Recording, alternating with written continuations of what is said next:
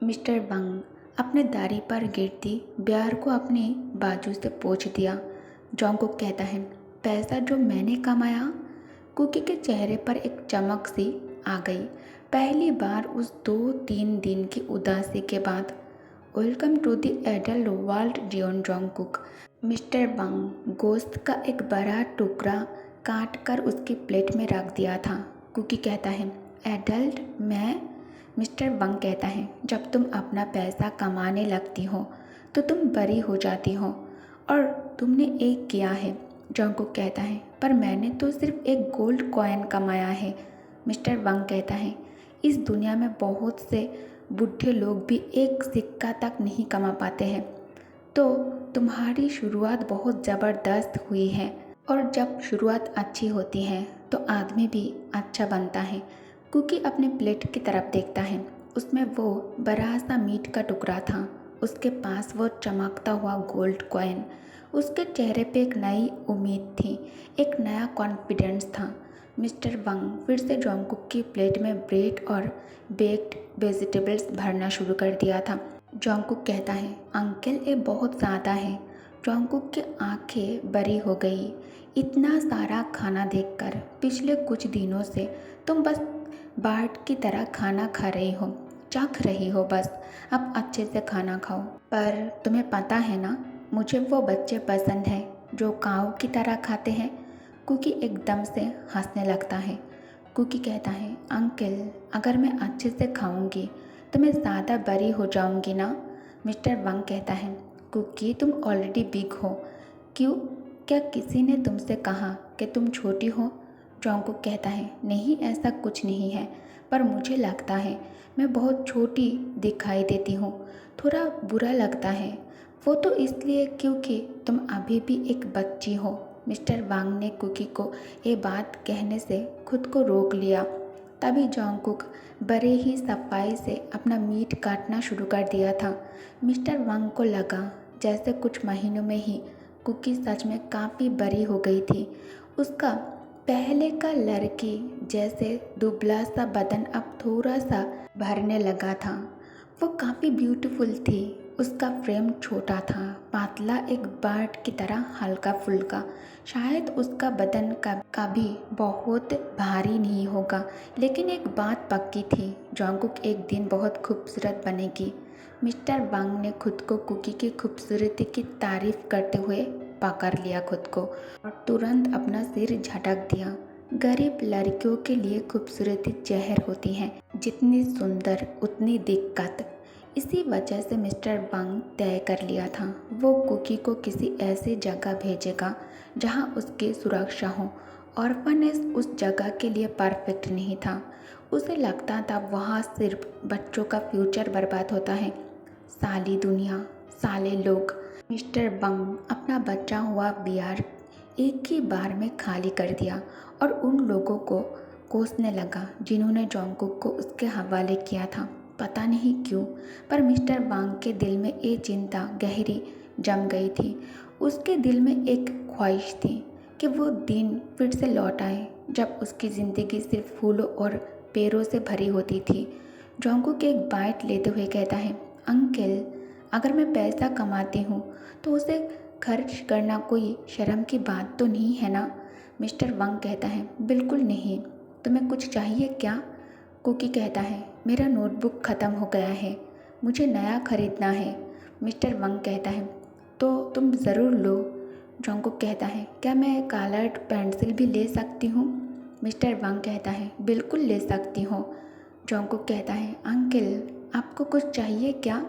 Mister वांग कहता है, क्यों, तुम मेरे लिए कुछ खरीदने का सोच रही हो क्या? जोंगकुक कहता है, हाँ। मिस्टर वांग कहता है, अगर मैं तुमसे कहूँ कि तुम मेरे लिए कोई बहुत महंगी चीज़ खरीदो तो? जोंगकुक का चेहरा एकदम से गंभीर हो गया। जब भी वो लड़की सीरियस होती थी, उसकी आंखों की पुतलियाँ गहरी और बड़ी लगने लगती थी, और उस पल वो और भी ज़्यादा प्यारी दिखती थी। मिस्टर वांग जोर से हंस पड़ा और कुकी के लिए एक गिलास एप्पल जूस भर दिया। जोंगकुक गिलास उठाया और मिस्टर वांग की तरफ बढ़ाया, जैसे कह रहा हो, चीयर्स। मिस्टर वांग खुशी से अपना गिलास उसके गिलास से टकराया। जोंगकुक एक ही बार में पूरा जूस खत्म कर दिया। मिस्टर वांग को चिंता होने लगी कि कहीं ये लड़की उसकी शराबी आदतों को तो नहीं अपनाने लगी है ना। उसने अपने सिर को झटका दिया, जैसे खुद से कह रहा हो, सिर्फ आज के लिए, बस आज के लिए एक छूट दे रहा हूँ। लंबे दिन गुजर रहे थे और उन्हीं दिनों में मिस्टर वांग बार बार सोचता रहा कि वो कुकी को क्यों नहीं संभाल सकता और उसे कहाँ भेजे।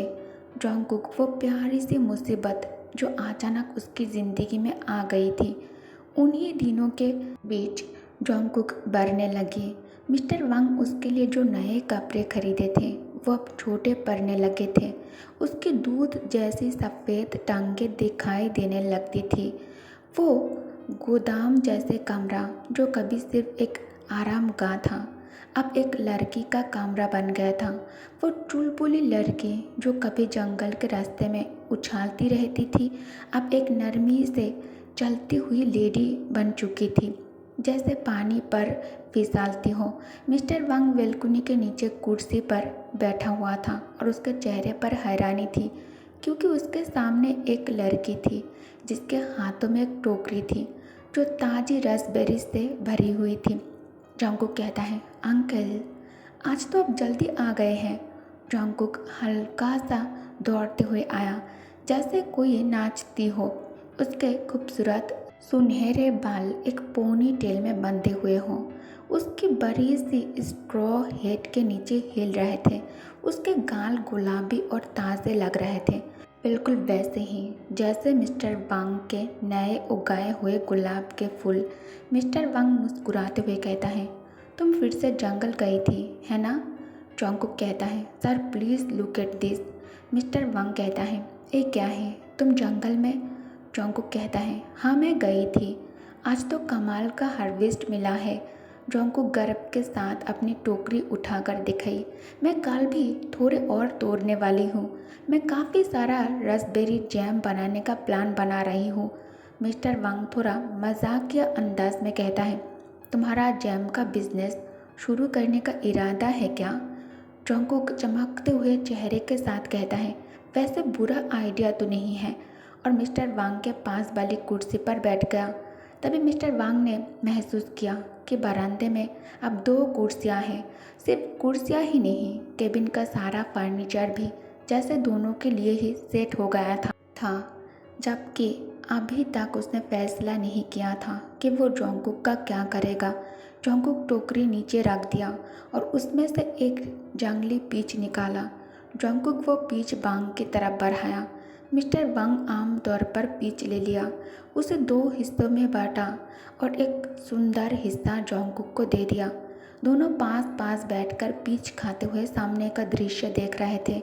हवा में पत्तों की हल्की सी सरसराहट उनके कान को छू रही थी और दूर से आती बर्ड्स की आवाज़ जोंगकुक के आवाज़ जितनी ही साफ लग रही थी। मिस्टर वांग बिना सोचे कहता है, फिर से गर्मी का मौसम आ गया है। जोंगकुक चुप सी मुस्कुराहट के साथ अपनी हेड उतारी और आलस भरे अंदाज में अपने हाथ स्ट्रेच किए। तभी मिस्टर वांग की नज़र उस पुराने बैग पर पड़ी जो जोंगकुक के घुटनों के नीचे लटक रहा था और वो जोर से हंस पड़ा। ये वही पहला बैग था जो उसने जोंगकुक को उस साल दिया था जब वो यहाँ आया था। मिस्टर वांग कहता है, आप भी उस पुरानी चीज़ों को लेकर घूमती हो तुम? जोंगकुक कहता है, मुझे ये बैग पसंद है, कंफर्टेबल है और काम का भी है। जोंगकुक बैग उठाकर जोर से हिलाया। मिस्टर वांग तुरंत पहचान लिया, ये आवाज़ टिन पेंसिल केस की थी। एक पॉकेट नाइफ, कुछ पुरानी नोट्स, सुंदर पंख और फूलों की पंखुड़ियाँ। कुछ चीज़ें बदली थी पर कुछ वैसा का वैसा ही था। मिस्टर वांग लकड़ियाँ काट रहा था और जोंगकुक धुली हुई कपड़े अंदर रख रहे थे। डिनर तैयार करते वक्त जोंगकुक मुर्गियों और बकरी को खाना देना नहीं भूला।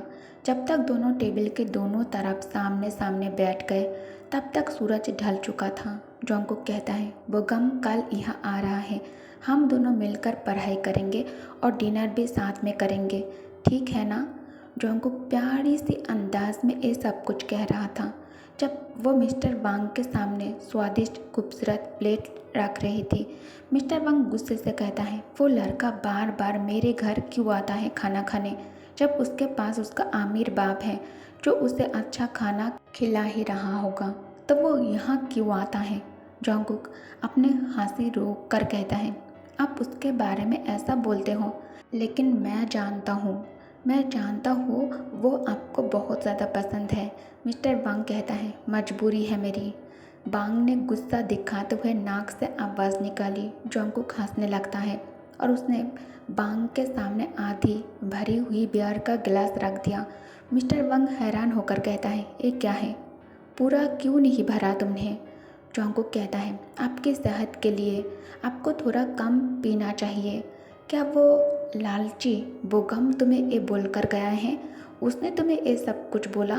बेकार का आदमी है वो, मिस्टर वांग नाराज़गी में कहा, लेकिन उसने जोंगकुक की बात का विरोध नहीं किया।